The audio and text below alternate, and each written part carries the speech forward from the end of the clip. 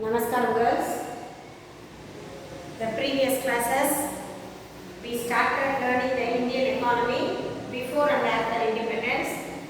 In the last class, the last video, we learned the industrial growth, isn't it, during the 19th century and also the progress of industrialization in the 19th century.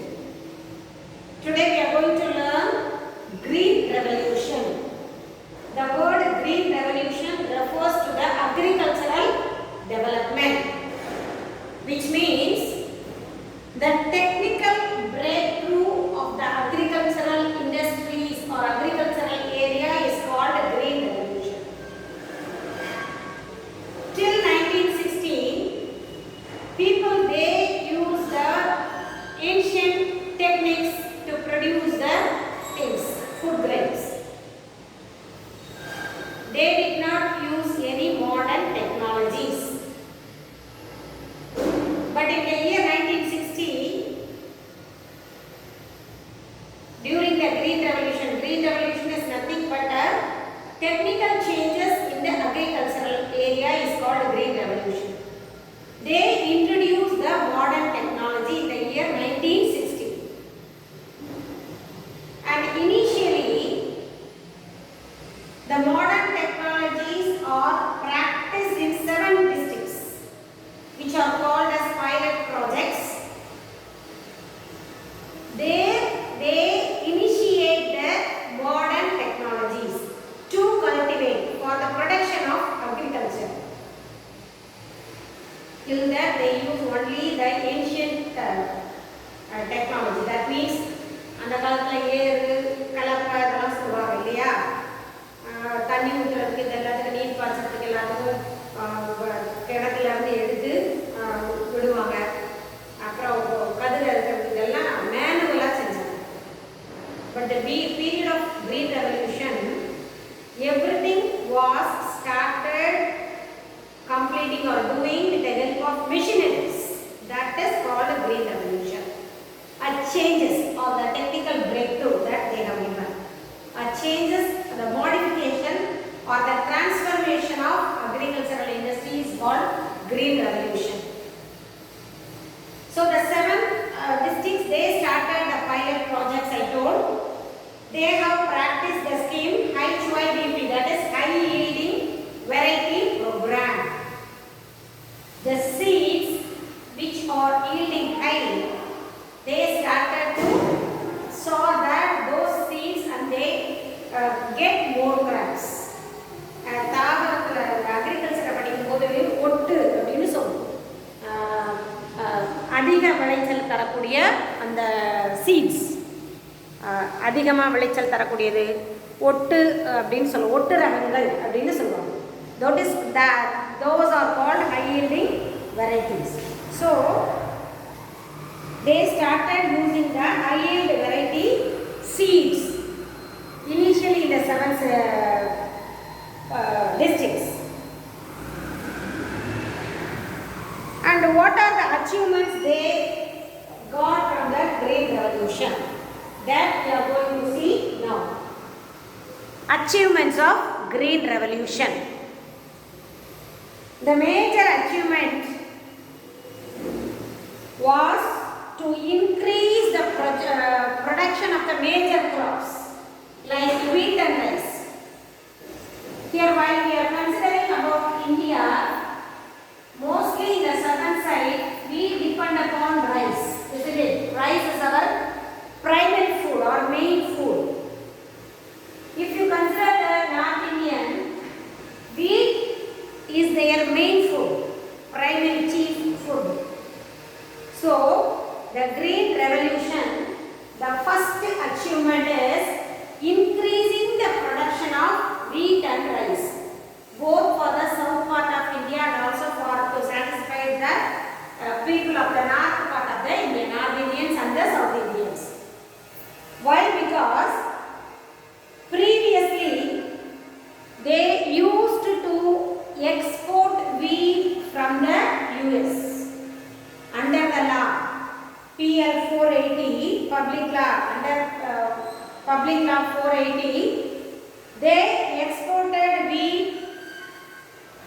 The US exported wheat to India.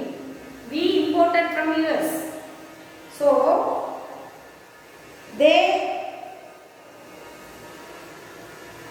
we people are waiting for the ships to come because they are exporting the wheat from US.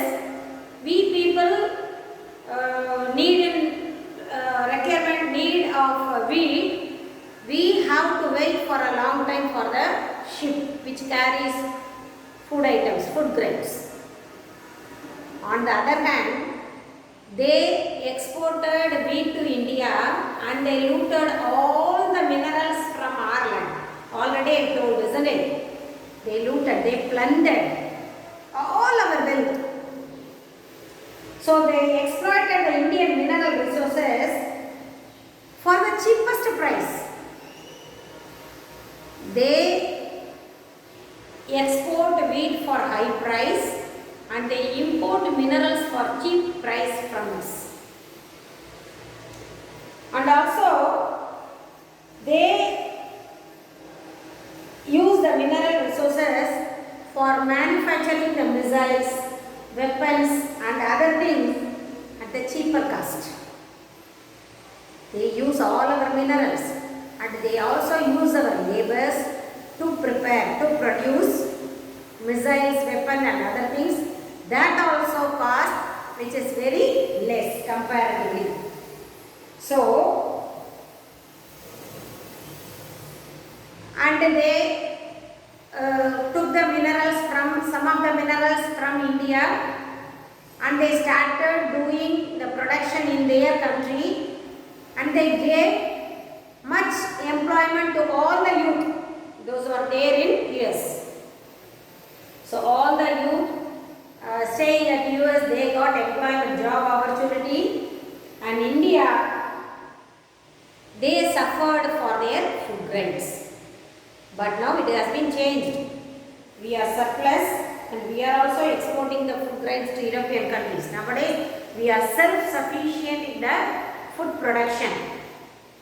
But previously, during the period of 1960s, we were dependent upon other countries, particularly US, for our food grains.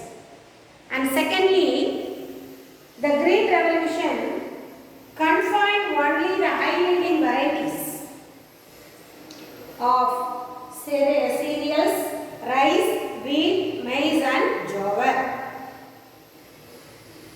So, the Green Revolution, it gives high-yielding varieties like cereals, rice, wheat and jowar.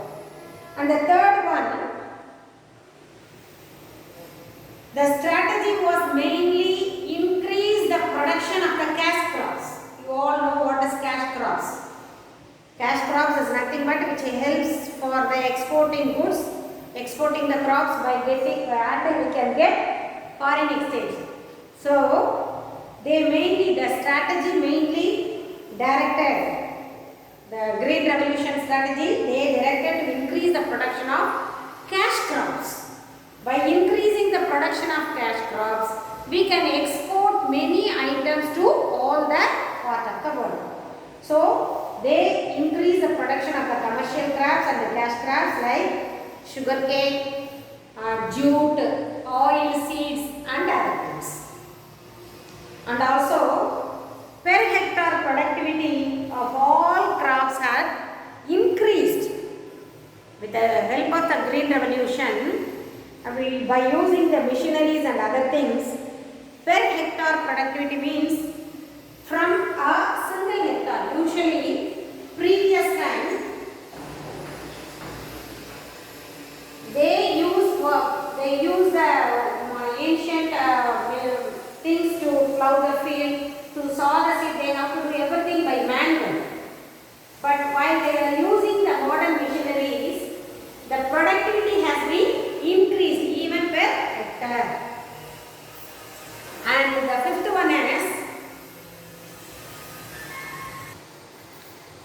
one is Green Revolutions. They brings a positive effect on industries. What do you mean by positive effect? by doing all the productions using the machineries, the demand for the machinery, for example, tractors and sowing machineries, threshers and other things. So the machineries which are useful for the agricultural production, the demand for the machineries increased. Thereby there was a positive effect on industries. So the industries which are producing tractors and other things, threshers and other things, they started producing more and more. The same time, both the agriculture as well as the industries, they got development. And rural area development. The standard of the living of the people has been increased because they use the modern technologies, their productivity has increased.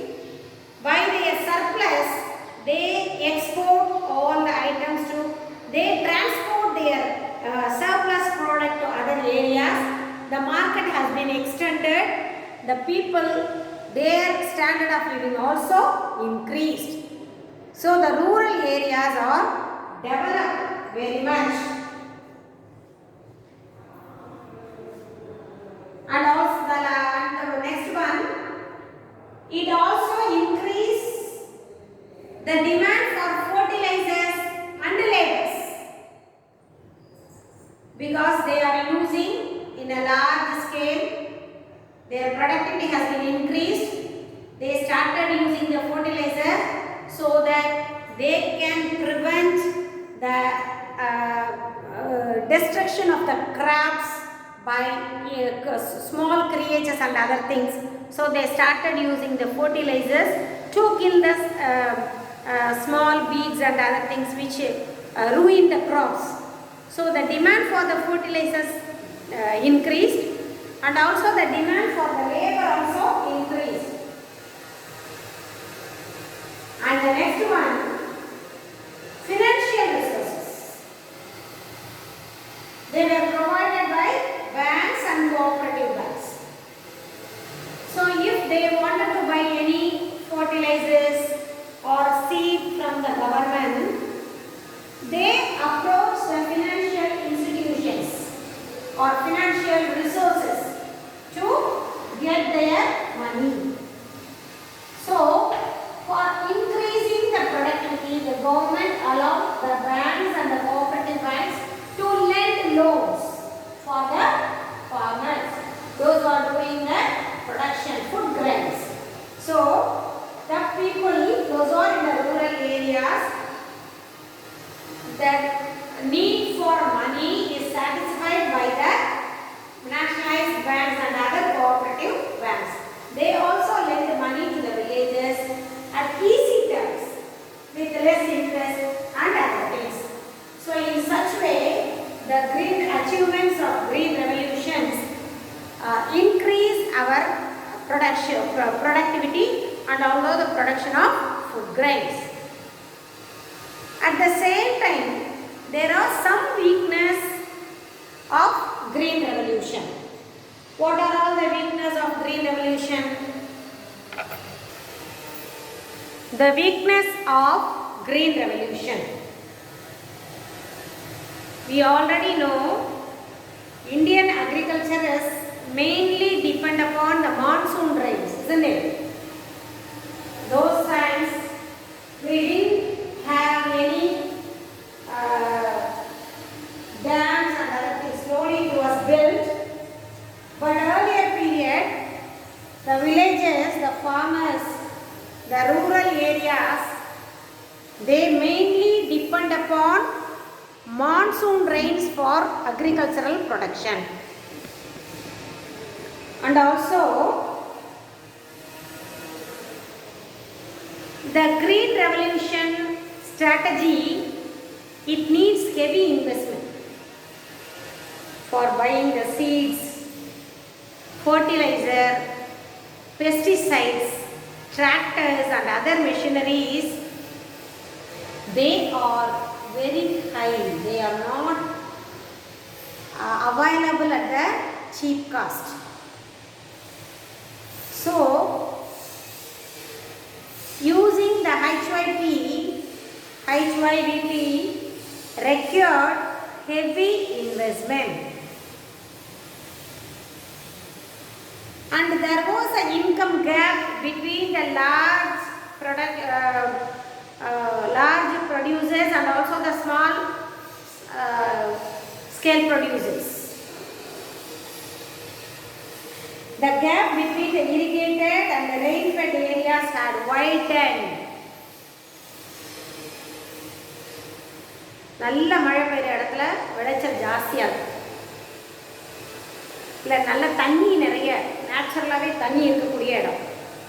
For example the western part of the southern சைடில் பார்த்தீங்கன்னா it will be always greenery like Kerala and other areas. See, whenever you cross the area you can feel that area எப்பவுமே greenish-ஆ இருக்கும். So they are naturally they get rain, they get the water resources, but at the same time in the same thing if you see the eastern part of the southern side, Rameshwaram, Ramnad area avalla pathina it's always dry. So nature இல்லையா, so the nature and the irrigation facilities and the rain brings a large gap between the good producers and the poor producers. So there was an income gap increased between the producers, large amount of producers or large irrigated farmers and the rain-fed areas. And using the machineries, the demand for labor slowly required less. People they started using the machineries. We people, I already told you, India, country like India, we are labor intensive country. What do you mean by that? We have human resources, large amount of human capital and human resources. By using the machineries, the human power was become useless. They mainly depend upon machineries. So there was unemployment problem arises due to the usage of the machineries, technical improvement. And as I said, they started using the fertilizers and the pesticides to increase their productivity, to destroy the small creatures and the pests. So while they are using the fertilizers and the chemicals and other things in the land, automatically the soil started to reduce its fertility. So because of using the modern technologies and the fertilizers and the chemical products, the soil loses its fertility. And then we are going to see about the second green revolution. The government had implemented the second green revolution to achieve the higher agricultural growth. This is the main objective of second green revolution. What it has implemented? The first green revolution was started in the year 1960. The second green revolution has implemented in the year 2000, nearly 2000, to achieve the higher agricultural growth. And the target of the second green revolution. In the year 2006 and 7, the production of the food grain was 214 million tons. In the year 2006 and 7, the production of the food grains was 214 million tons. But the green revolution, it fixed a target to achieve 400 million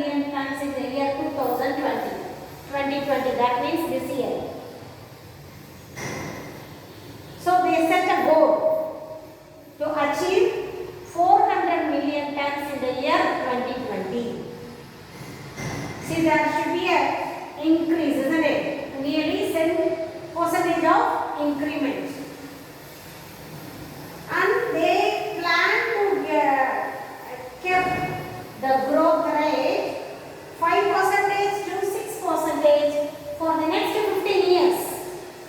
Every year it has to increase its production by 5 to 6%. That is their goal. And they requirements of why they initiate the second green revolution. What is the need of second green revolution? The introduction of genetically modified seeds which double the per acreage production. Genetically modified, அதுதான் நான் சொன்னேன், ஒட்டு ரகம் அப்படின்னு சொல்லுவாங்க. For example, usually the coconut trees grow tall, இல்லையா? வழக்கமாக தென்னை மரங்கள் வந்து எப்படி வளரும் அப்படின்னா ரொம்ப லாங்காக டாலாக வளரும். சில வெரைட்டிஸ் வந்து very short periodல they will grow and they will give yield.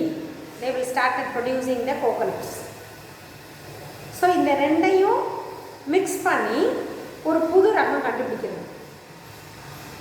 அதுக்கு பேர் தான் அந்த ஃபார் எக்ஸாம்பிள் இப்போ நீங்கள் மேங்கோவில் நம்ம ரோஸில் எல்லாம் வீட்டில் சொல்லுவோம், கட் பண்ணி இன்னொரு இப்போ 2 ஸ்டெம்மை கட் பண்ணி அதை ரெண்டையும் சேர்த்து என்ன செய்வாங்கன்னா ஒரு செலோ டேப் போட்டு நல்லா டைட்டாக ஒட்டிடுவாங்க. இது ரெண்டும் சேர்ந்து அப்புறம் ஒரே ஸ்டெம்மாக வளரும். That is GM, genetically modified. அதாவது வேறு 2 டிஃப்ரெண்ட் கேரக்டரிஸ்டிக்ஸ் உள்ளதை சேர்த்து they use to bring as a single modified, genetically modified வெரைட்டியாக மாற்றணும். That is GM, genetically modified seed. And the contribution of private sector to market the usage of GMOs. So the government it encourage the private sector to market the genetically modified food. They only do marketing. What is the benefit of using this? 2 different varieties சேர்த்து ஒரே இடத்துல கொடுக்குறோம், so you get more energy and other things. அந்த மாதிரி marketing பண்ணுறதுக்கு they use the private sectors. And then the government play a key role for the expediting the irrigation schemes and the water resources. So if they want to produce more, they need water. I already told you, we people of India, we depend on monsoon rains for production. So the government, it has to do all the facilities for the farmers to produce things, isn't it?